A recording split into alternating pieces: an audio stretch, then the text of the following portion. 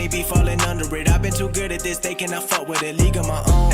Don't compare me to them, they not on what I'm on. We could go song for a song, whatever they want. You not coming close, so just leave me alone. I started with nothing, I made me some millies. I had to leave home cause I need a new city. Believed in myself when nobody was with me. I got a big heart, but I don't got no pity. I know a girl and I call her Mercedes. The way that she always be driving me crazy. I'm independent, so nobody made me. I'm getting the bag, I won't fumble like Brady. I get the bands when I'm with friends. My life a movie, I've been on demand. I got my fans, they holding me down. I've been in the clouds, I'm never gon' land. I'm about to ball like I play in arenas, yeah. I got my stripes like Adidas, yeah. I've been a coupe and it don't got a ceiling. I'm never gon' follow, I'm leading, yeah. Only gon' listen to what I'm releasing. A lot of them frauds, but people believe them. I'ma just keep doing me, cause being yourself is how you be free. I put my loyalty over the money, but no one around me gon' ever be hungry. They used to laugh at me back in the day. Now they be trying to reach out and it's funny. Come to Miami and they tryna kick it, but we haven't spoke on the phone in a minute. She call me daddy, but I don't got children. I don't take no chances, I like how I'm living. I know a girl and I call her Mercedes. The way that she always be driving me crazy. I'm independent, so nobody made me. I'm getting the bag, I won't fumble like Brady. I get the bands when I'm with friends. My life a movie, I've been on demand. I got my fans, they holding me down. I've been in the clouds, I'm never gon' land.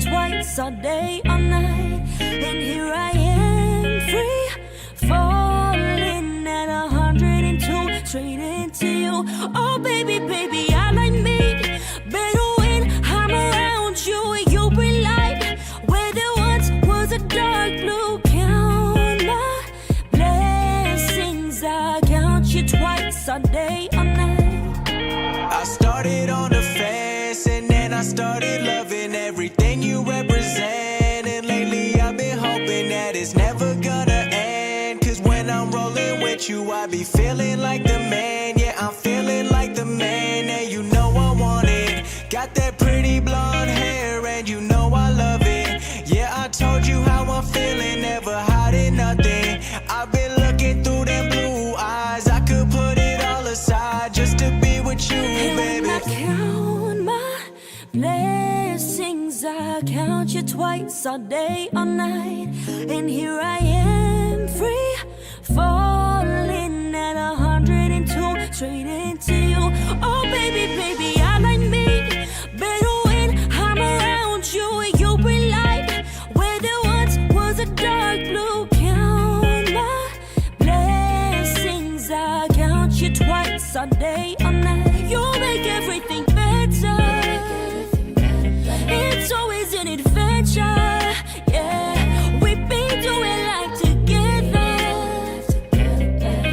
so I count you twice a day and night. I remember when I met you, I remember how I felt too. Every day I wanna text you, cause you put me in the best mood. Know that I never ignore you, everything that I did for you. Hope you know that you're the best one, know that I can't get enough.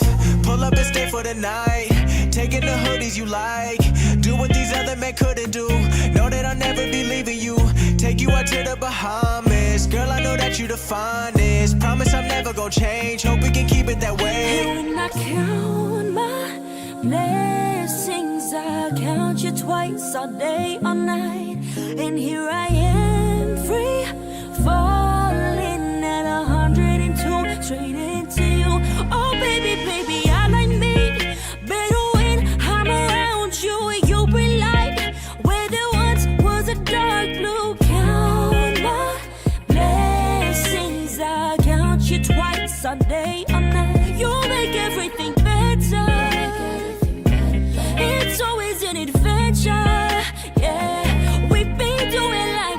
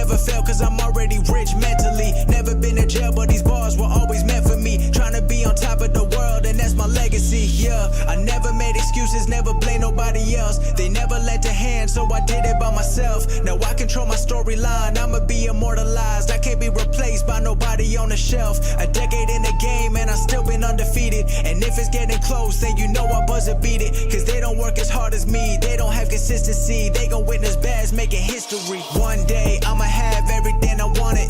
One day I will not forget where I started. One day I'll be looking back like I made it. One day this could be my last, I can't waste it. One day I will not be thinking about the money. One day I can tell my fam not to worry.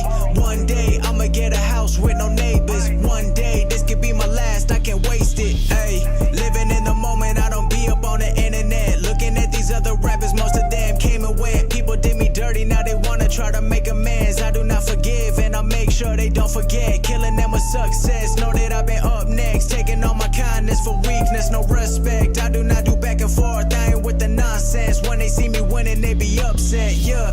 Can't relate to weak minds, they been on a decline. I'ma put myself first, never coming behind anybody else. I had to beat the game with the cards I was dealt. And now I'm at the dealership, giving it a test drive. Gave my mama X3, now she need an X5. Looking at my net worth just to get me inspired. Add a couple more M's and I know that I'll be just fine. One day I'ma have everything I wanted.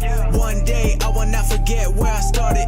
One day I'll be looking back like I made it. One day this could be my last, I can't waste it. One day I will not be thinking about the money. One day I can tell my fam not to worry. One day I'ma get a house with no neighbors. One day this could be my last, I can't waste it. I've been trying to breathe underwater. I've been trying to hide cause I'm scared. Confusing which is one from the other. Cause it doesn't mean so much in the end. I've been trying to breathe underwater. I've been trying to breathe, I've been trying to hide cause I'm scared. I don't know what to do, Confusing which is one from the other. but it doesn't matter. Cause it doesn't mean so much in the end. It don't mean nothing. Yeah, I've been dealing with the lies, I've been busy cutting ties from all the other people who not giving me their time. And lately I've been feeling like the only one behind. Cause I'm always giving out, but I'm never getting mine. I always kept it real and had good intentions. But people on the internet faking their friendships, trying to benefit when they see you progressing. They're quick to turn their back when they on to the next one. A sad way to live, I can't ever relate. And nowadays I can't tell the real from the fake. Cause everybody popping and everybody paid. Till you see that real life and it never looked the same. I show them how I did it, I've been real authentic. I won't ever tell a lie just to boost my image. Cause I'm good where I'm at, I don't need no gimmicks. I just put away the phone, enjoy the life I'm living, yeah. I've been trying to breathe underwater. I've been trying to breathe, I've been trying to hide cause I'm scared. I don't know what to do, Confusing which is one from the other. but it doesn't matter. Cause it doesn't mean so much in the end. It don't mean nothing. Yeah. The more that I do, the more that I believe. Everything always goes how it's meant to be. And I don't try to force nothing, I just let it breathe. If it's out of my control, then it's not for me to worry about, I just let it play out. I be living optimistic, I don't ever have doubt that it's all gonna work, but I don't know how. All I do is play my role till the curtain come down. Yeah, I'm lucky that I never had to work 9 to 5, but I put in all that time till my dream came alive. The story never ends if you always gonna try, and I never let nobody ever tell me otherwise. So if you really want it, then you better go and get it. Cause nothing gonna happen if you don't put in the effort. The finish line never in sight when you be waiting. So go enjoy the journey cause there ain't no destination. I've been trying to breathe underwater. I've been trying to breathe, I've been trying to hide cause I'm scared. I don't know what to do, Confusing which is one from the other. but it doesn't matter. Cause it doesn't mean so much in the end. Feel like I got the weight of the world on my shoulders. Keep a smile on my face so nobody could notice. Push me to the edge, but I've been getting too close. And God give his hardest battles to his toughest soldiers. I'm alright with it,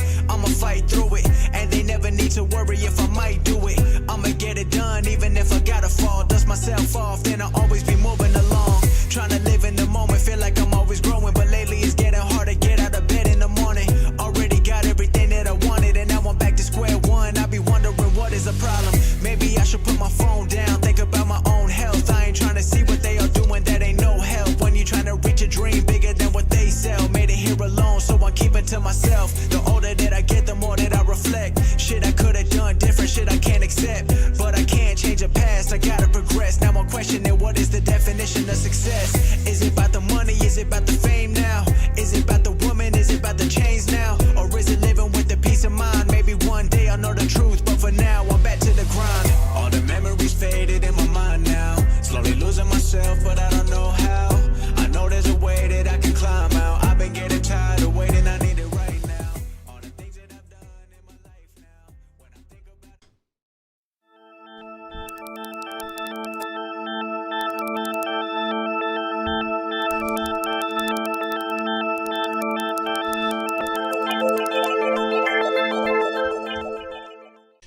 Good afternoon, good evening, and good morning, wherever you are in the world. Welcome again to our lovely bi-monthly stream of SecDataOps. My name is Neil Bridges. I did have to go to work today, and I did have to talk to my boss, and he did confirm for me that my name was Neil. So I can tell you unequivocally, my name is Neil. Thank you so very much for joining us today. Super excited for today's guest. He's definitely a longtime friend, great compatriot in this cyberspace. He's been a guest on Cyber Insecurity before in the past. I'll get to him here in a minute.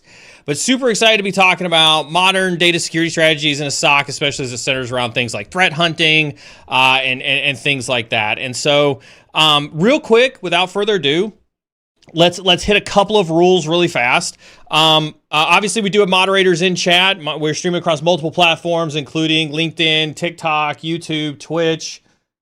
LinkedIn, TikTok, YouTube, Twitch. We're streaming across a lot of platforms. X, we're streaming on X too. We do have moderators across all of those. Moderators are here to keep chat free of racist, sexist, misogynist, elitist, and otherwise toxic behavior. We have a zero tolerance policy when it comes to toxicity, so keep that stuff out of chat. My moderators will not hesitate to use that ban hammer if they catch you being toxic in chat. That's not a discouragement from chat. We absolutely welcome chatters. We love chatters. We love for you to commune with your fellow cybersecurity professionals across whatever platform you happen to be participating in. And so, feel free to use those chats and commune with your fellow cybersecurity professionals. With that being said, we absolutely love questions on stream. If you're new to the station, if you're new to the show, we do live questions. We don't have a dedicated Q&A at the end with our guest. We encourage you to drop your questions throughout the entirety of the stream. Moderators frequently grab questions, put those questions into a queue, and then push those questions up onto screen as they see fit throughout the course of the stream, just like this one here from Wolf Force Recon. Thank you very much for your service, Wolf Force Recon. Congratulations on making it through your enlistment, making it to the end of your enlistment. Truly proud of you, and stay awesome, my friend. Now, with that being said, without further ado, let's bring on our guest for today, the one, the only. Now, I have to say, before I say his name, because like his name even exudes an amount of awesomeness. Like we used to have a saying in cyber insecurity, right, where it was real conversations with real people. And my friend, Mr. Rick McElroy, is the one that coined that statement years ago when you appeared on Cybersecurity the first time. Rick, thank you so much for joining us today. Oh, you're on mute. You are a victim of the mute fail. Oh no! There it is. What happens when I sat around listening to awesome music for the first 5 minutes. By the way, wanted to shout out whoever's picking the tunes before we started. Very amazing. So yeah, thanks for having me. I'm super excited that my mute button works. So thank you. Yes. Glad to know that your hardware mute is actually working for you. Now, I'm not going to let you do an intro because I love to brag about my guest. And so I'm going to do your intro for you. First and foremost, you were a United States Marine. Thank you so very much for your service. And I tried to make the notes for this crayon friendly. Please don't eat the notes. As long as it's purple crayons. With that being said, you have had an amazing career, right? You were a security engineer for Booz Allen Hamilton. You've been network security manager for UPS. You've been information security manager. You worked your way up the career chain. You were a director of information security. You've been a chief information security officer. Then you were a principal cybersecurity strategist for Carbon Black for well over 8 years. And now you're the CEO of NextAssure after what I can only imagine has been a tumultuous time as you've had to live through the Carbon Black woes that have happened over the last couple years. It was a great story, but the last chapter kind of sucked for all of us. We'll leave it at that. We had Jeff on last night and we heard similar. We won't focus too hard on the travesty of the last chapter of the book. No, it's fine. Things happen in this industry. As I tell everyone, prepare for your career. So I think, again, from a career guidance perspective, be ready to tuck and roll, be educated, be on point, and always build that network. And Neil, I know those are things that you tell your audience. So thank you for continuing to reiterate that. Thank you. I really do appreciate that. We do definitely, we promote the networking aspect of it pretty heavily. We hear from folks who have unfortunately been part of I think I read a statistic with something like 164,000 people across all of tech have been an unfortunate victim of layoffs this year, just due to everything that's going on. And so it's been pretty disastrous across the board. Did I miss anything phenomenal about your career? I mean, that's in and of itself. Like, did I miss anything that you'd like to highlight or talk about? Yeah, my current journey. Yeah. It was very interesting. Kind of working your way up to get some semblance of wisdom and thought leadership in cybersecurity. And then I decided to ditch it and go be a complete noob at running a company. And so at 47 years old and after 25 years in InfoSec, I decided to become a complete noob. And I highly recommend it. Yeah. I have to say I am uncomfortable all the time. I am constantly having to learn. I have by the way, a great support network. You're included in that, Neil. I constantly thought I was at a point in my career where I thought I knew what I was doing, and then I decided to go a different route. And so, but all that being said, for anybody that's out there really just considering some wild move, right? So maybe it's adjacent to security, maybe it's you're in risk management and you want to go be a hacker, like just do it. It's going to make you really uncomfortable. You're going to question your decision a bunch, but I will also tell you, I don't know that there's an opportunity to learn as much as I have in the last 6 months. So for that, I am truly grateful.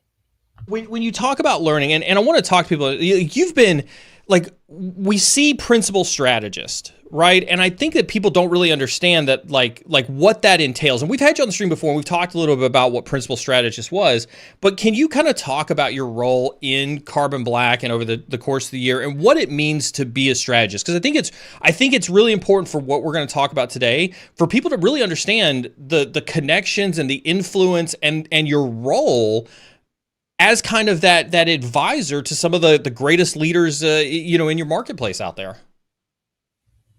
Yeah, I mean, it was certainly a journey. I think the journey started off very simply. The co-founders of the organization found themselves in that role, growing organization and too much time on planes. So I think the original intention of hiring Rick was to offload some of that work. Now, that being said, I do what I do when I'm inside of an organization. I look around for opportunities. Specific to strategy, I think we had a large opportunity here. I mean, after all, we invented a market space. We had this huge role to educate folks. And so we took that, I think, very seriously. And we took that responsibility seriously. And over the course of, I think I was there almost a decade. Yeah. You really start to become an advisor for folks. So there's all of these amazing, super smart people in cybersecurity, but we all lack information for various reasons. We're busy, we're heads down. So what I would try to do is become a clearinghouse for wisdom in the industry for folks. So as I was out talking to someone like Neil, Neil would always have great things to say about the people leadership side of things and the cultural impact that leaders can have. Well, Neil gave me two great pieces of advice. Let me add that to the toolkit of wisdom that I now, as I'm interacting with these senior leaders, try to provide them. And so the one thing I would tell people, and I think one of the largest lessons I learned there is those conversations can start anywhere. It could be a very distinct conversation around how do I better my detection and response? How do I decrease false positives? I can't recruit and retain. Security leaders have various conversations. And so as someone who represented a brand and a vendor, it was important to me that not only our customers, but I think the general public perceive us as a security company. And to do that, you can't speak about security in a vacuum. I can't just be a person who says endpoint, detection and response is important. It is important, but it is a piece of the program, and it's just one piece. How do you tie endpoint detection and response back into prevention? How do you allow for people to look strategically at their budgets over 3 to 5 years and understand the right tool and investment in their team, and tuning that, learning that, becoming competent on a piece of technology? And so what I would say is some of that comes with wisdom. And honestly, Neil, a lot of it comes from my network of amazing security professionals that I pick their brains on various problems. And when I hear good solutions, all I try to do is go, this is free. Let me give you some piece of advice I heard that's a little bit better than what you're doing. And I would hope that, over the course of that, people saw that transparently, honestly. And in a lot of cases, it didn't result in sales. And so I think if you're going to be a security strategist, you have to understand the various parts and pieces, meet people where they are, and just help them get a little bit better where you can. And I can't always offer people great advice. Sometimes I got to go tag in Neil, or I got to go tag in my other friends, because you have a particular domain expertise that they could benefit from. And I think that's really important, because like as we talk about, roles inside of cybersecurity, I think what you're hearing, right, when Rick talks about this, right, is that role where like, hey, like, sure, you may have been working for Carbon Black, but I think you hit the nail on the head, right? You're not there to represent, hey, go buy Carbon Black. You're there as a continuity of information across the industry, both from a senior leader perspective and from a vendor perspective, that takes a step back and says, here's what we're seeing, broad strokes. Let me advise you and help you solve your problems. Yes, and I think the common pitfall to avoid there is, regardless of the jersey you're wearing, you have to be open and honest about it. Not every piece of tech is great. There's some things that you do well and some things that you just don't. And I think where we get lost in all of that is maybe we're hanging out with too many salespeople or marketing people. And so we start to think that whatever we're representing is the end all be all to what folks are doing. Instead of, I think in my role, I would try to challenge that a lot. Yeah. Like, are we the right solution? Why are we? Why did you make other decisions? And in each and every one of those cases, they were well informed. They had clear data to show why they made those decisions. Well, again, if I'm offering advice to someone out there trying to be better, I can't just jade it with the data that I have as an organization, right? I have to fuel that by as much of the open source intelligence as I can get. Hopefully remove some of my own bias, hopefully, because I have tools that I like. I have things that I recommend. But again, or state that up front. And just tell people, like, I believe in this product. Here's why. 10 of my friends use it. They're having a great time. Their life is better. Go talk to them. Like, you don't have to, talk to me, right? But I think we get a little, we're a little too loyal to the jersey and not loyal enough to the mission of security. And that's what I see in that role. I think that is a clippable moment right there. If anybody in chat's looking for a clippable moment, I think that is 100% spot on. So Rick, let's take your vast amount of 20 plus years of strategy and knowledge and talking to folks, and let's really laser focus this in on security operations and threat hunting. And so what I'd like to start off with you is, when you've looked across all the folks that you've talked to, when you've looked across these different companies, especially spending time at an EDR company like Carbon Black, whose part of the answer to the solution happened to be around security operations and threat hunting. If you really could, just kind of in a nutshell, what do you think are some of the fundamental elements of a successful threat hunting operation inside of a SOC? Well, number one, I'm going to say mindset. I think it does start with the mindset that the tools don't cover everything, right? So why do we have to threat hunt? It's a proactive activity because we know we have a gap in our technology, and there's probably some telemetry we can't quite see, and we have gaps to close there, right? So I think mindset. Secondarily, I would say it has to be fueled by intel. There does need to be a large automation component that comes with this. I mean, after all, you're collecting wide swaths of data. You have to manage the ability to collect that. The cost of collecting all of that, how long do you keep it? That has compliance and regulation, in addition to the actual incident response that your team's going to do on the fly. And then I think people. But for me, I think that the SOCs that I see that are out there that are working, that are continuing to mature, that are continuing to build, have fundamentally thought about threat intelligence management, automation management, and frankly, data management. Now they've had to involve a whole lot of other people on their teams to get to that data management piece. It's not a competency of cybersecurity, right? So I need my IT brethren and sisters to go out there and help me craft a strategy that actually works for the whole org. And so what I've kind of seen is security made a bunch of decisions on their own. Hey, Snowflake's cheaper, Elastic is cheaper, we're going to go do that.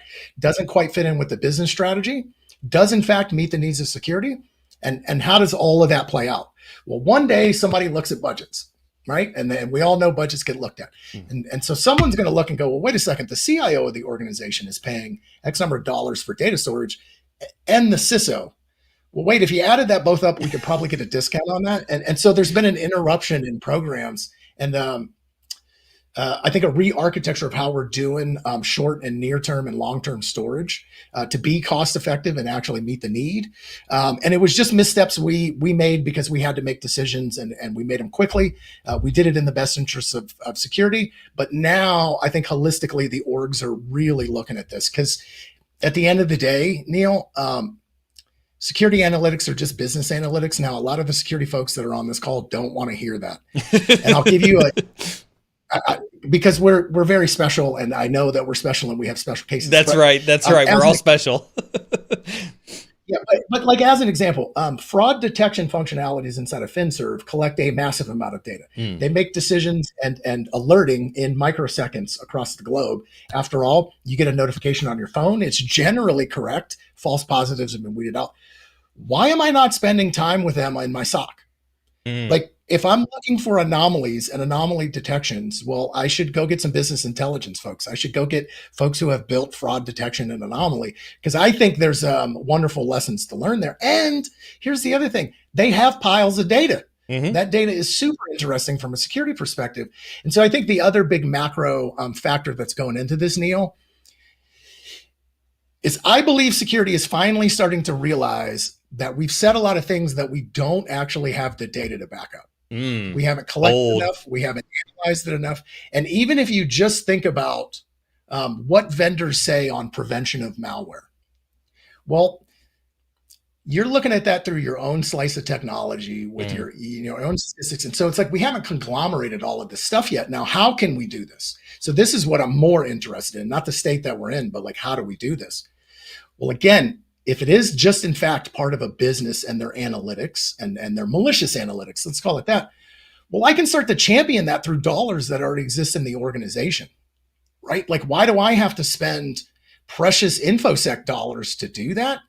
No, there are other people with these competencies. Let me partner with them. Let me take advantage of them. Let me have some write some stuff on my behalf. And I will say, like, the ones that I've seen do that the best, and you can go on YouTube and look up some of this stuff. Healthcare, I think, has had to do this and taken it very seriously. I mean, they're doing some amazing things with like old storage in their environments that are out of warranty, right? That they're managing it. That I think speaks to that particular synergy amongst those two teams. And that's how I think we can culturally get better and also address this big data problem. So you said a lot there, and I want to kind of double click on a couple of these because I think that they're super important, right? And for chat that's listening, all this spawned when we just talk about some successful elements of a threat hunting operation. You mentioned, the people, the tools around automation, but I think you hit on a key point that I think is worth double clicking on, and that's really around the data problem that exists. And you talked specifically, like you gave a very specific example that I do want to dig into, which is really around, like, you've got the CIO who says, like, hey, I need to store observability data. I need to store, my analytics that are coming from this. You may have, to your point, a fraud team or a business analytics team that's got a ton of data that exists in their org, and maybe they're using Hadoop or they're using Apache Spark or something like that. And then you've got the security team who traditionally has always just kind of said, well, let's shove all that stuff into a SIEM. And so you really do have a disparate data environment. Can you kind of highlight for folks, what does that do for the efficacy or the value or the potential downfall of successful threat hunting if you don't have access to all of the data that you need for a hunt? I'll give you the real world example of how this kills managed detection and response teams. I have no business context. And I think most security teams on the planet, even during a regular incident, would say that. They go, something happened on a business system. And let's take a simple case. I get some sort of breadcrumb from a laptop, right? Well, who owns that laptop? Who's the person that's authorized? How many other people have been authorized on this? Like, are there, system accounts that have access? Like, what else can it touch? So, look, we haven't even got there with like IT asset data. Mm-hmm. But like, if I can start to get this now, and when you look for anomaly detection, Neil, right? And look, I'm preaching to the choir talking to you about this, but I think it's important for the audience. There are various anomalies at various levels inside of an organization. Some of those anomalies are system-based anomalies, like this weird thing is happening on this laptop. Some of them are group-based behavior, i.e. a group decided to just go do something. They're solving a business problem, but they're turning on something new. I've had this happen with every single group that I've ever been a part of. And then you start to work through and think about, well, global anomalies. As you look at these large multinational organizations, and so it's like, look, I have to collect data at each one of these levels, both system, then the systems, and to get the full picture of what's actually happening, right? And if you think about it, in pure terms of like physical security, well, if I don't have my hallways monitored, good luck, right? But I also need some type of office space, like who's in that office? What are they doing in there, right? And so I think for me, we've been disparately solving these data questions and challenges all on our own. The business intelligence team is trying to solve business analytics for the business. The IT team is trying to solve their own uptime and availability issues. And here's security trying to solve our own visibility is really what we're trying to do. And we've kind of said to the business, well, just get out of our ways, right? We're going to deploy infrastructure. Very true. We're going to do things in production, right? That sometimes come back to bite us. Now, my expectation of like that manifestation of outages in the real world is going to be a force point for us to have to do this. I just don't see a path forward to deploy some new endpoint prevention tool into a production server environment without IT heavily scrutinizing what that tool does from now on. And here's what stinks about all of that, Neil. We had just gotten to the point where external people following a playbook could take action inside of our environments. Like this was a cool win. We all talked about it for 15 years. Yes. We finally got there. The MDRs were happy. The teams were happy. I know because I talked to them. They were like, I can sleep and I don't need to do something at 3 a.m. All of that scrutiny is just going to increase the amount of work we all have to do with the business. Yeah. And so for the folks that are in the SOCs, that are leading these SOCs, I think it's high time that we really look across the org and go, how can these other people help us and help us solve these problems? I mean, get some of their project times to write some code for you. They've got, IT has a group of automation engineers that are amazing. Why can't I borrow some of their time for some of these efforts? You're not wrong, but one of the things that I think is challenging though is there are different requirements for data across the business. And I think that the disparateness of the data architecture just naturally creates a world where you've got these sandboxes, even if we just limited it to 3. And I know that for the audience's sake, we're not just talking about 3, but let's just for the sake of conversation, narrow it down to 3, where you've got business, IT, and security, right? There are different data requirements. You talk about budgeting, you talk about strategy, but how do you realistically find synergies across 3 different disparate data strategies in an organization? Well, look, I mean, I think that has to be, and I'll, being perfectly honest, it's probably only going to be driven for financial reasons, right? So once I think the finance and procurement team kind of looks broadly at the spend and goes, whoa, we think we've got bigger leverage here due to the size and the volume of data that are in these disparate silos. I think that'll be the internal force point. Otherwise, look, I think you got to sit down with your data architects here and really, like as a security team, well, what do you have? You have a set of requirements, right? And a lot of those are mandated again by regulation. So they're not, my team would like this. It's like my team has to be able to do these activities. But I just really do think that like security, we've been trying to solve this. How do I drive down the affordability of sticking all these logs into a SIM on our own? And now other vendors are popping up as SIM augments, or we've got better analytics for Splunk. And I'm like, oh, so you're asking people to increase their spend on Splunk. I think that's a non-starter. Like, and I want to be clear, I'm not picking on Splunk. No. It's easy to pick on because they're a big name. Yeah. But they're the largest, Yeah. they're the largest market, Yeah. in that space. And so, but when you get in with the people and you start talking to them, they're very aware of the rising cost of storage of data. And they're looking at, re-architecting this stuff on the back end holistically for the company. Now, is this going to happen overnight? No. And then, there'll be a world where we're going to have to, on this journey, we're going to have to replace some of these analytics that are already exist. So if, as an example, I decided wholesale, I'm going to switch to Elastic because the overall cost for my company is just cheaper. Well, I'm going to have to build some of the analytics that come in with the security tooling, right? Like I can't, Elastic does a fine job, but it's like you're going to lose some stuff there in that journey. Right. But here's where I think it's all going, Neil. Okay. If I'm reading various tea leaves correctly, I have multiple data sources in a bunch of different areas. Well, great. If I have language models that have access to those, I can sprinkle pixie dust on top of my fundamental problem and get by for the short term, right? So meaning I'm not going to go fix the back end. I'm going to create a pretty front end where I can interact with the data in a more user-friendly way. And have it do some of this analysis for me, which you're already seeing out of folks like stuffing data in the Copilot and stuff like that to really weed the false positives down, dedupe, and get to a clear of what actually happened in a rapid fashion. But the prediction, I think, is like AI is going to be helpful on that front short term.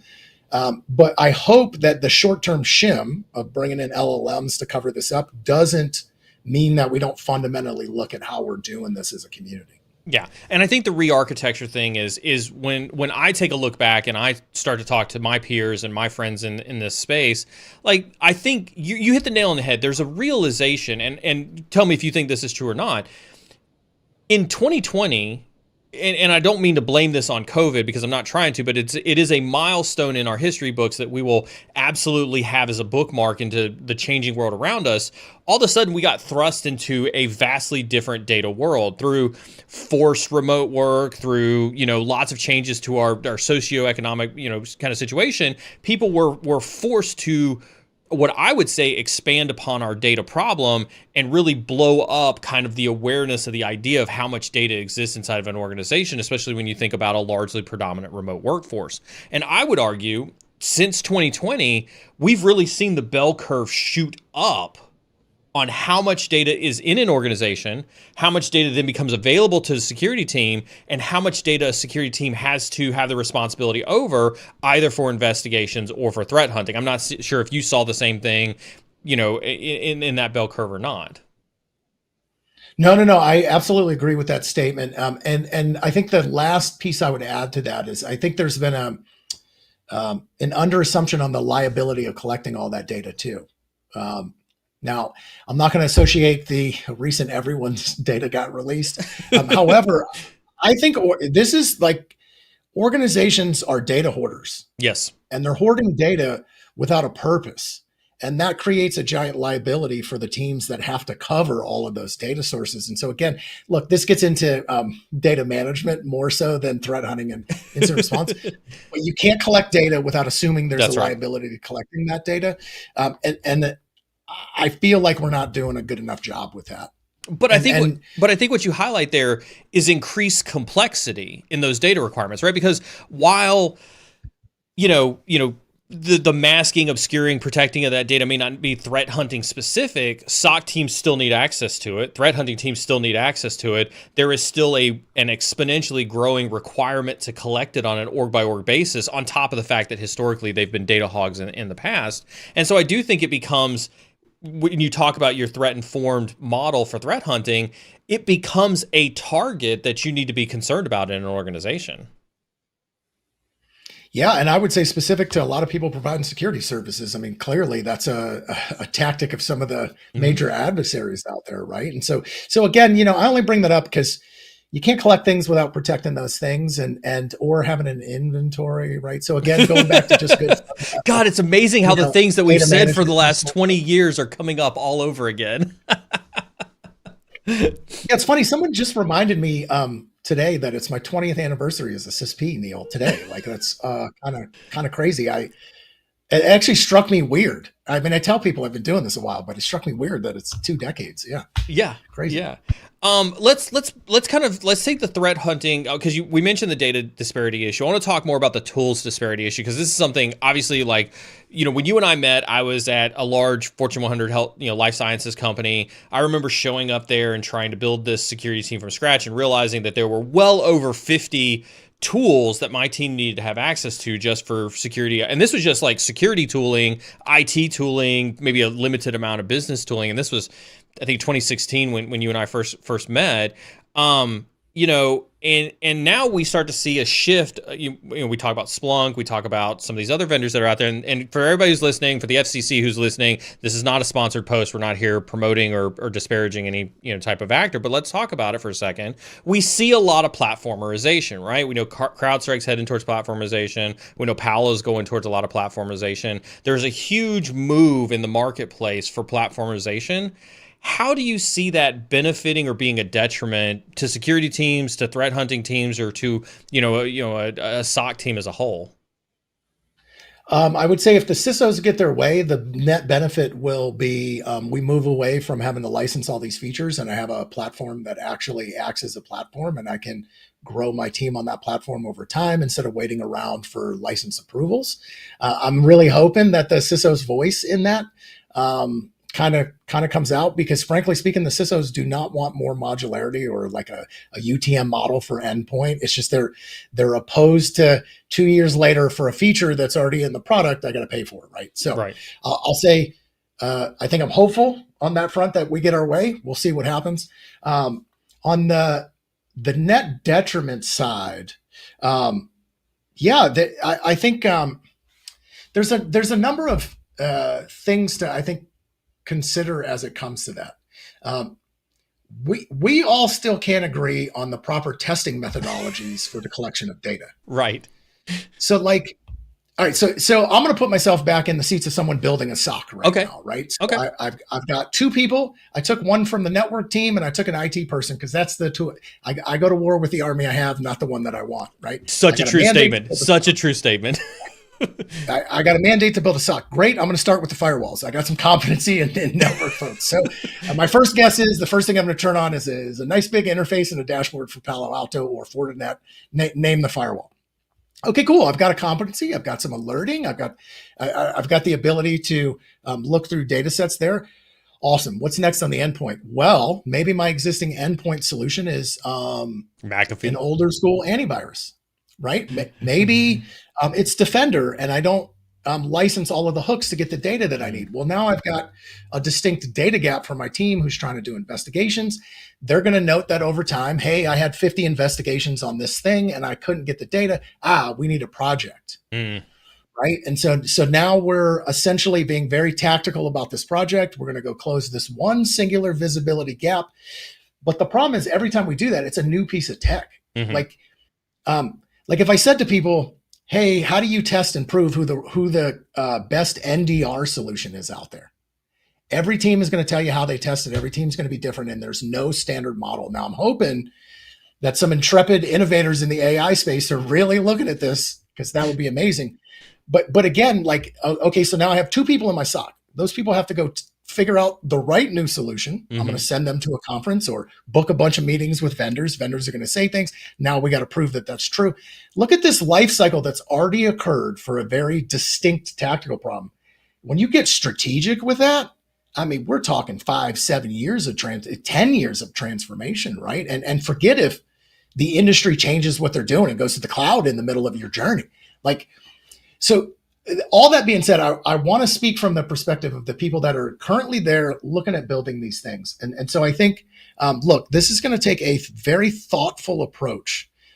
Now, my understanding, again, from collecting wisdom and talking to people, what people are asking for now, I want 80%, and that's good enough. But I want it in fast. I want it quick to tune. And then my team will treat that as part of tuning operations. And we will probably not even use the last 20% of that product for a while, because we've got 5 or 6 products to get in, right? And so what their expectations of the vendors is, I want it 80% good up front. We're willing to assume it's not going to be 100. And my team is going to have to do some work. But what you're giving us is stuff that's 30%, and my team is having to eat all of this other work to do the implementation, to do the tuning, and then ultimately connect it to all of the other tools. So great. So now I have network and endpoint done, Neil, right? Now I got to go connect to something like a SIM. Mm-hmm.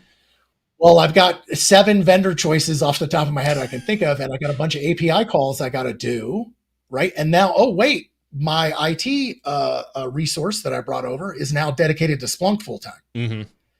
For a period of time, right? And so I even think the way we think about operationalize the tooling, and the vendors are not helping with this, by the way, right? Mm-hmm. Every vendor, we have 30 days prof services and you're up and running. Yeah. I'm going to say, if you're saying that to people, stop saying that, because it's not actually true. I got to live with the airbag after you put it in my car, right? Right. And so look, I mentioned all of those things because it's very hard when you're solving a tactical problem to pull back and think strategically. And so I think my message to the folks doing the work is like, you're going to have to get your directors and managers to really help with that, right? Yes, they have a bunch of tactical projects that they have to go do, but they're going to have some strategic things in the org they're going to have to solve for you. Frankly speaking, dude, putting EDR on executive boxes in year 1 of EDR was a problem that I had to convince a lot of executives to let me snoop and gather data for the right reasons. We're not snooping for the wrong reasons, right? Yeah. But GDPR impacts this. I mean, you got 2 years and approval boards that can approve it to go to certain countries. So all that being said, what I'm looking for out of the vendor community, and I think a better approach, is to really look at things not as singular point products. And really look at a nice ecosystem of products to bring in here. So if you're solving an endpoint problem, I don't think it's correct to just look at the endpoint. I think there are weighted criteria and factors that you have to factor in there. But more importantly, one of the weighted criteria should be, does this fit into my overall strategy for tooling and management? And is it going to decrease my team's time to do that or increase the time? Because that's the fundamental thing that we're all out of, is time, right? And so I need solutions that work well together. I need to look at that partner ecosystem, and I think deploy those in a way that makes sense strategically to get the most value out of those tools. I want to say that, like, you were speaking very much to me in my heart when you talked about, like, hey, you're going to go build a SOC, you're going to start with 2 guys. When I started at this life sciences company, like, that was like, hey, we grabbed 3 contractors that were doing help desk stuff for us. Here's your security team, go forth and build a SOC out of these security guys. And so that very much resonates with me. And I think I would like to double down on, like, some of the implementation challenges. Like, one of the things that was devoid in your example was the length of time in which these 2 tactical level folks and a leader are going to be able to do this implementation. Like, Splunk is not, and to your point, like, don't offer 30 days of professional services, because that's just not going to get the job done in 30 days. Splunk is a multi-month, and again, we're not bashing Splunk, we're not talking bad about Splunk, we're talking realistic implementation times of Splunk. It is 6+ months before you're even seeing some of the first signs of true beneficial operations, either out of a security detection and response capability, or let alone a threat hunting capability. Would you agree from your experience? Like, it's long lead times on these implementations.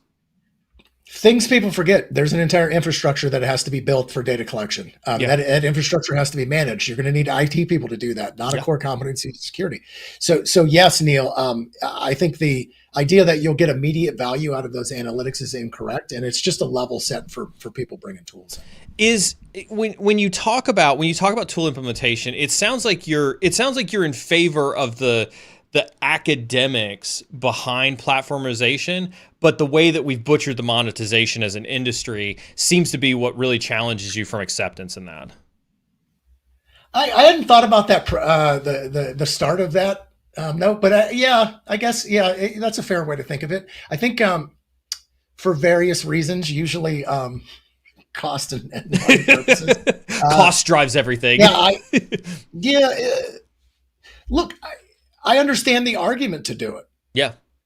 I understand the argument from the vendors to do it. I mean, I was in the room for a lot of those discussions. And so for me, it was enlightening. And by the way, as part of this, I want to encourage a bunch of us to jump over to the vendor side. They need help. They're willing to listen, and they need more of us. I don't know that I would agree with that, but most of them. But I would say it was enlightening, I think, because look, they have businesses to run. Yes. Obviously, Yes. they need to fuel innovation in their space and hire more engineers and more threat hunters and a back-end threat team and all of the wonderful things that it takes to actually make a security thing. So I understand the economics of it. I think what I would like to see, and I think what we're trying to do in the industry is actually get the voice of the CISO and the buyer community represented in a more meaningful way, and having that manifest in the way they're sold, bought, marketed, licensed, and certainly and here's the other factor. And again, I don't want to get into this because I know we're really talking tactics here. Procurement. Yeah. You and I have talked about this before. Procurement. Yeah. This is a whole thing that people aren't paying attention to, and they are making all kinds of decisions for all kinds of reasons. Hence the growth of something like Defender. Yeah.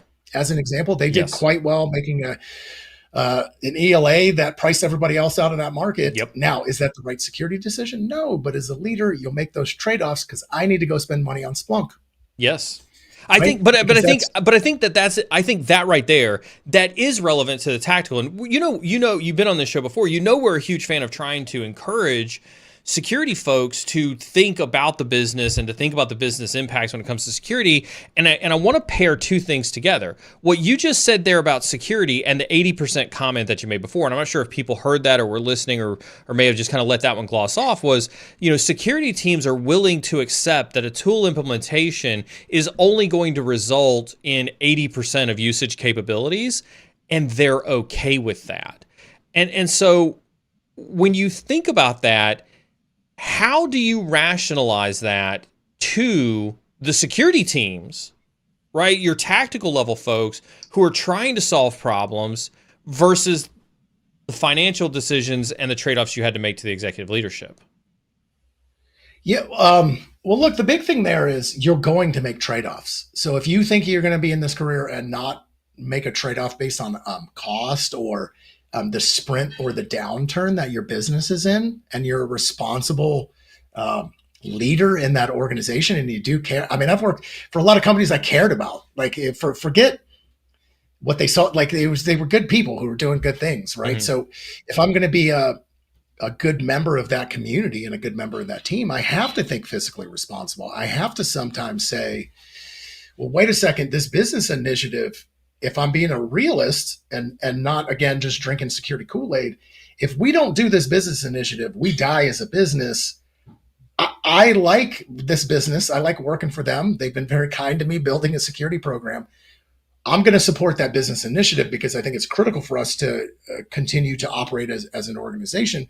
And if that means I have to wait for a security spend for 3 months, I'm a responsible leader and I'm going to make that trade-off, right? Because I like a paycheck. I like my team to be paid. I don't want us laid off. I've been part of that. It's crazy, right? Yeah. And so there's I think two things here. One that pops top of mind: don't let perfect be the enemy of good enough. Love that. You've heard that before, but I really kind of live that with a leader. And I was on the other side. I was like, security's 100% or nothing. Over the course of that journey, I understood why he landed there, because frankly speaking, the business was moving so fast that by the time we got that last 20% done, we'd already switched tech. We'd already added 5,000 new people to the org. So like the model itself would change just due to the business growth. And so it was like, okay, cool. Let's get out of this world of being perfect. Let's think about the business objectives that the business wants to achieve and their strategy to achieve those. How can we create flexibility in our procurement and buying process so that we can expand and grow or turn things off when the business does have a downturn? Because we have a tendency not to, think in those terms too, right? And so we buy this huge amount of storage because we think I got 10,000 employees, blah, blah, blah. Well, now you got 2,000 and none of it was your fault. But now you have this huge spend that you got to get out of your budget. Someone's going to say to you, well, you owe the vendor. You signed up for a 3-year contract. What are you going to cut staff? Like, you're cutting something, right? And so I think, again, thinking about the sprint that you're on, looking at open source options that are out there to get you by on those sprints. Now again, this is little bit of a security architect role, a little bit of an engineer role, but frankly speaking, Neil, I don't work with tons of people who just got to keep that one hat on all the time. I think it's a good skill set and mindset to build, especially if you're looking at something very distinct like a SOC. How does this SOC fit into the business?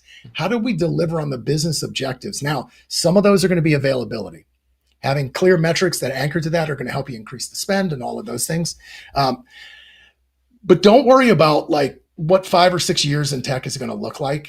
Like who knows, dude? I mean, AI is here. Yeah. Predictability is hard, right? I did not predict that the cloud first security model was going to become that real that fast. Yes. I was on the other side of that. And guess what happened? Everybody went to the cloud, right? And it looks like it's going back. So like, why worry about any of that stuff? You have a business to take care of. You have people to provide safety to in that organization. You have a bunch of different options that are out there. Go talk to people who have been through these sprints, learn from their experience. And then really, again, I think if we can start to think about the ecosystem of tools and not deploying one thing in a vacuum and starting to think about how I do tie NDR to EDR. You know, is that going to be through a SIM, or can I utilize existing data stores in the organization and some analytics people to do it? I don't know the answer to that, but that's the strategy portion of the game. Yeah. I think so as you talk, we got a live question from the audience, and this is a reminder to the audience, like we do ask those questions at any point in time, and we'll make sure we get them asked, right? This viewer says, love to see you online, Neil. Earlier you talked a bit about the challenges to install security software on executives. I have a similar problem. Can you elaborate a bit more on it? When we talk about like that challenge of a security team and working through those business politics, because you're just trying to provide visibility. You're just trying to provide the services, whether it's threat hunting or incident response. Can you kind of talk a little bit about what you meant by that, Rick, and what you saw and how to overcome that? Yes. My Rick reacts moment is you haven't done enough to explain to them what you're doing. And I know that's a simple statement, right? But I'm going to put you in their shoes for a second because I love sitting in other people's point of view. I'm an exec. I'm the CEO of this company. I've been running this company a long time, and I've never clicked on anything. Why do I trust you to look through all of the stuff? Because maybe, and this has happened to me, I've had IT admins snoop on people's emails. Yes. And then get caught. So again, I don't know what's occurred in that human being's life that leads them to a place to have a negative reaction when we want to protect them, right? But something in their business life, something has affected that. I got to get into their world a little bit, and I really got to make this case to them. And I would imagine if the symptom that you're seeing is they won't allow you to increase protection on their systems, even though they're targeted, you've explained that, all of that stuff, that there's actually a cultural issue that underlies that. Because frankly speaking, when you flip that bit, and it does flip if you do enough work, the execs not only are going to think it's awesome that they have an amazing security team that follows them all over the globe, CEOs like to talk to each other. They like to brag about it. I had a CEO that I was so scared to go in front of. Why? It was the day after DEF CON. I had one person on my team with a 6-foot mohawk that had just shaved his head. I was in a t-shirt and flip-flops, and another one with a beard that looked like it hadn't been shaved in weeks.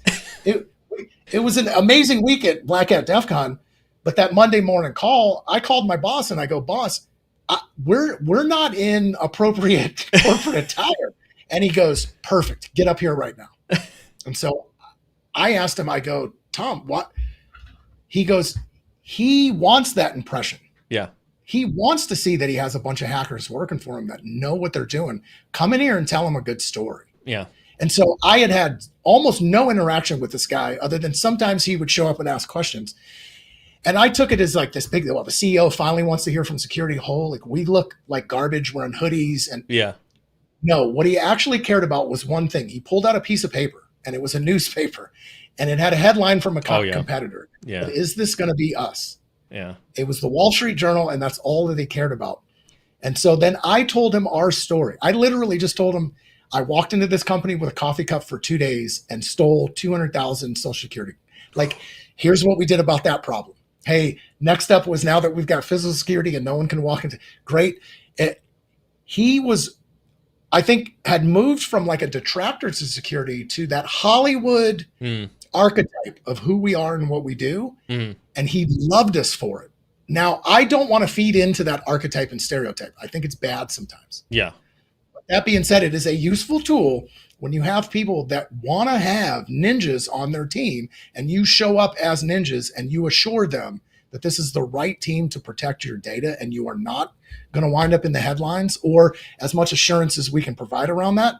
My life got way easier after that. But again, it was a cultural problem, and existing in all of that were IT admins who did snoop, were people who were listening in on phone calls in the org before I got there.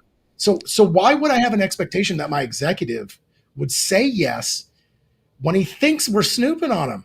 I got to build that trust there, right? And that's on the leader. Like, I think I want to double down on that. Like, that trust thing is so important, and sometimes it's important to remember, right? Like, you're there trying to protect the org, you're there trying to provide assurances that the CEO's computer is not going to get hacked, and the street deck isn't going to get leaked early, whatever the case is. But at the same time, like, this is a guy who's probably, and I'll reference my time at a large life sciences company. He's flying around all over the world doing M&A deals. Things are going to affect share price. Like there are secret things for a company, for a private company, that yes, having an agent that can see and access all of that information. We had a CEO one time, and you'll appreciate this. He was so paranoid, and I kid you not, that he legitimately kept an old BlackBerry, one of the old hard keyboard style BlackBerries, because we couldn't literally put an MDM on it to monitor the BlackBerry, and so he did all of his M&A transactions on that old BlackBerry because it was completely unmonitorable by the IT organization. And so there is a lot of that paranoia and trust that Rick talks about that you've really got to build back up in a lot of these organizations. And it's not your fault. So The other thing I'll say to whoever asked the question, we have a lot of baggage as an industry. So you talked about perception. I don't think the public perception of us is very high right now as an industry. I think we've got some work to do to rebuild some of that trust and show them that we can actually stop these attacks and not take down. I think there's just a little bit of rebuilding we have to do, but that's not on them. Like, the person who doesn't trust me, that's not actually on them. Yeah, it's on me to build that trust. It's on me to be a very thoughtful leader over time, to display the qualities that I want to see in other people in my organization. And dude, what a great opportunity to flip the top of the org. So think of it like this. Sure, you have someone that said no. So what? People say no to me all the time. I could not convince people to give me millions of dollars to go build a security program without a bunch of no's. Like, just so you know, you're going to get no. Right. But that's fine. That opportunity for a no, though, really think about what you have. You had a conversation. You've at least engaged. Yeah. You have the top of the org. You have a chance at the top of the org to flip that person into a security champion. Yeah. For me, humbly speaking, I would spend a pretty good amount of time on that problem, because if you can get the top of the org to meet the bottom of the org in the grassroots efforts that you're already doing in security and you're already doing in IT, and you actually get someone at the top who says it's about cyber safety and security, I guarantee you the rest of your life will become easier. And so again, I get a little giddy because you have a detractor and you have the opportunity to turn them into a champion. Seize that opportunity. And let me bring this back around, because I think what you said is very important, but let's bring back around what this could impact. Like, we're talking about disparate data sources, we're talking about disparate architectures, we're talking about budget issues when it comes to a SIM versus a data lake versus an observability tool. We're talking about getting, alignment across large organizations for your security team. We're talking about, settling for 80% of a solution because you can't get buy-in, you can't get alignment across the organization, you can't get budget, you have to deal with enterprise license agreements and things like that. When you flip an organization like that, when you're starting to have conversations at the highest levels, regardless of whether you're an analyst or a CISO, is it also fair to assume that once you get traction there, once you're successful there, it becomes a lot easier for you to have a coalesced, aligned, fiscally responsible data strategy that benefits the security team? Yeah, Neil, think about the impact of a singular voice from a group of leaders talking about their security spend. Like, not the CFO hucking your security spend under the bus, or IT saying, well, we should have this budget that they're managing for antivirus. That should go to us. After all, there are servers. That's right. And it's like, and heck, I'm a CEO now, right? So I guess I can say this. Wouldn't it be great if my team came to me and said, we have made the right choices, we are being and I believe them, Yeah. right? Like, because of course they're going to check your work, of course they're going to ask a bunch of questions, but I can almost guarantee if I've got finance, audit, IT, and security aligned, that is a very tough consortium to go against in an organization. Yes. Because you don't see it very often, that CIO and CISO walk in and go, here's how we're addressing this problem, being very physically responsible. So again, that behavior does start to change, because you're going to have some people downstream from the CEO that just mirror the behaviors of people around them and look for whatever successful path. Well, if you're having a successful path, building that trust, delivering on time, those things, they're gonna change the behavior, because obviously they would like to talk to the CEO too, right? And so some of that stuff, just being the example of what you want to see in the org, you don't have to fix every leader. Sometimes they'll come with you just because the prevailing winds are going in that direction. I love it. I love it. Rick, we're at the top of the hour, and I know you got to run to another engagement. Real quick, thank you so very much for spending time with me and my community. It's been way too long since you've been on, but hopefully, the audience found this beneficial. I know I always enjoy talking to you. Real quick, floor is yours. Last minute, words of nuggets, piece of advice, or anything that you want to tell the community before I send you along your way. My biggest piece of advice for everyone is what you knew 10 years ago is going to be partially applicable to where you are today. You're constantly going to have to relearn. And I want to be clear about this. It's probably the hardest thing in the industry to stay relevant, to stay current, to continue to seek that knowledge. And so for everybody on here, you're already doing all of those things. Just continue to do that, right? Continue to listen, continue to keep your ears open, build your own toolkit of wisdom and what you know worked for you. Start talking to other people, share that stuff out. And I think the rest of it is probably going to take care of itself. Awesome. Rick, you have a fantastic day. I'm going to send you along your way. I'm going to talk to my community really quick, and we will catch up over text message sometime. Man, I love talking to my good friend Rick. Like he says, like he does call me and we do chat about, things that are happening in the industry. And he's got a very good point, right? It is important for you to build those networks of folks, have those people that you talk to, seek the advice. It doesn't have to be specific problems, just like what they're seeing in the industry. And honestly, just continue to network and be awesome. Thank you all for tuning in to me today for the SecDataOps cast. In 2 weeks, we'll have another security. Actually, we're going to have a SOC manager on in 2 weeks. I'm not going to tell you who this person is just yet. You'll have to wait for the advertisement to come out, but you are going to want to pay attention, because that's going to be some more awesome security operations content as well. Tune in tomorrow for Tea with a Hacker. Tomorrow will be the day that we run our giveaways. I've been promoting it for the last week or so-ish now. So this is a reminder to hit that exclamation point Discord and chat and hop on over to Discord. There is a giveaways channel there. Make sure that you do opt into the giveaways channel. This is how you're going to be able to participate in the giveaways. But we will be doing massive giveaways tomorrow morning at Tea with a Hacker. You do not want to miss it. 8:30 a.m. Eastern Standard Time. Lots of good giveaways. With that being said, my standard outro, I super appreciate all of you. You all are all awesome. Thank you so very much for tuning in. And whether you're on the red side or the blue side or still deciding, keep learning, and we'll see you next time.